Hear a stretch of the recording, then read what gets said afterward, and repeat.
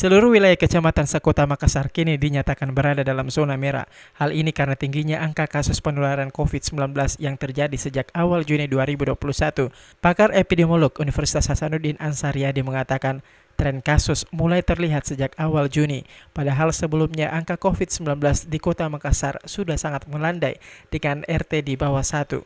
Namun sejak awal Juni terjadi peningkatan yang signifikan, yakni 2 kali lipat setiap hari, di mana kasus mulai terlihat sejak lonjakan dari 50 ke 100, kemudian ke 100 ke 200, lalu 200 ke 400, hingga lompat langsung 800 hingga 1.600 kasus per minggu.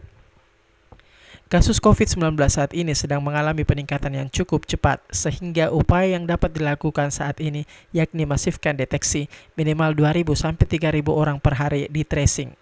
Untuk mendeteksi OTG atau gejala ringan, pasalnya kasus meningkat hingga saat ini kasus hampir 2.000 kasus dalam seminggu, dan dipastikan akan terus meningkat hingga 4 minggu ke depan. Varian baru, beberapa penelitian sudah melaporkan bahwa sudah masuk ke Makassar, sudah ada beberapa sampel yang diperiksa dan ditemukan. Ya, jadi kita sudah menarik kesimpulan bahwa varian baru sudah menyebar di Makassar dan menurut literatur itu jalur infeksius, ya, lebih cepat penularannya dan bisa juga lebih fatal. Karena saya juga melihat ada yang unik di dalam data kematian COVID di Makassar minggu lalu. Selama ini kalau saya melihat data kematian itu kan banyak terjadi di umur-umur di atas 60 tahun.